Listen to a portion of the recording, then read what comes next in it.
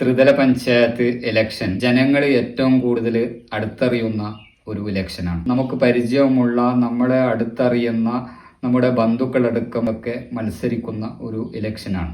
ചില ആളുകളുടെ പോസ്റ്ററൊക്കെ കാണുമ്പോൾ ഇങ്ങനെ ഒരു വീഡിയോ ചെയ്യണമെന്ന് തോന്നി. ചില ആളുകളുടെ പോസ്റ്ററിലൊക്കെ അതായത് സമരനായകൻ, വികസന നായകൻ, നാടിനെ അറിയുന്ന, നാട്ടാരെ അറിയുന്ന, ഇങ്ങനെയൊക്കെയുള്ള ഒരുപാട് പോസ്റ്ററുകൾ കാണാറുണ്ട്. അപ്പോൾ ചില ആളുകളെ സംബന്ധിച്ചിടത്തോളം അവർക്കത് യോജിക്കുന്ന പോസ്റ്ററാണ്.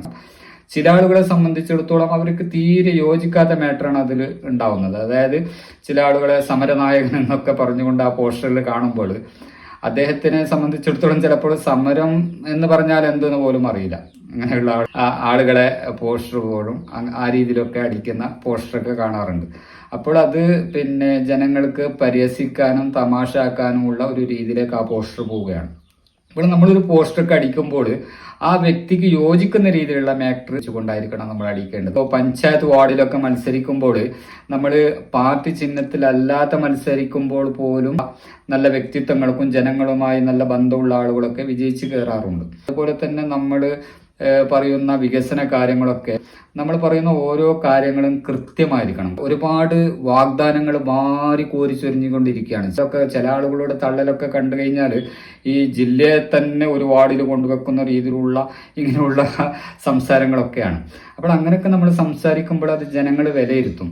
മത്സരിക്കുന്ന ആളുകൾ ആ വാർഡിനെ കുറിച്ച് ആദ്യം, ഒരു വാർഡിൽ മത്സരിക്കുമ്പോൾ ആ വാർഡിനെ കുറിച്ച് ആദ്യം നമ്മൾ പഠിച്ചിരിക്കണം.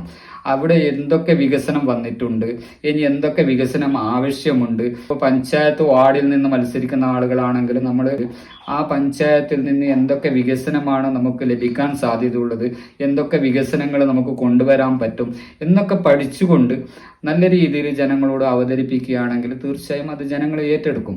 എന്നല്ലാതെ നമ്മൾ ഒരുപാട് ഇങ്ങനെ തള്ളിക്കൊണ്ട് പോയി കഴിഞ്ഞാൽ ഇത് തള്ളിമറിക്കുന്ന ആള് എന്ന രീതിയിൽ ആ രീതിയിൽ വിലയിരുത്തുന്ന ഒരു അവസ്ഥ ഉണ്ടാകും.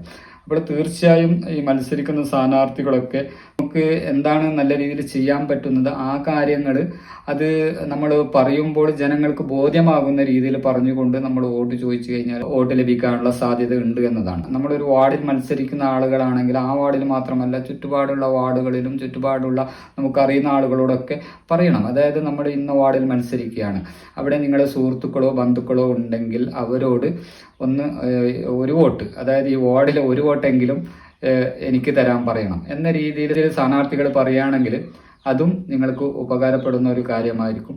അങ്ങനെ നമ്മൾ പറയുന്ന ഓരോ കാര്യങ്ങളിലും സത്യസന്ധതയും കൃത്യതയും ഉണ്ടെങ്കിൽ തീർച്ചയായും നിങ്ങൾക്ക് വിജയിച്ച് കയറാൻ പറ്റും എന്നതാണ്.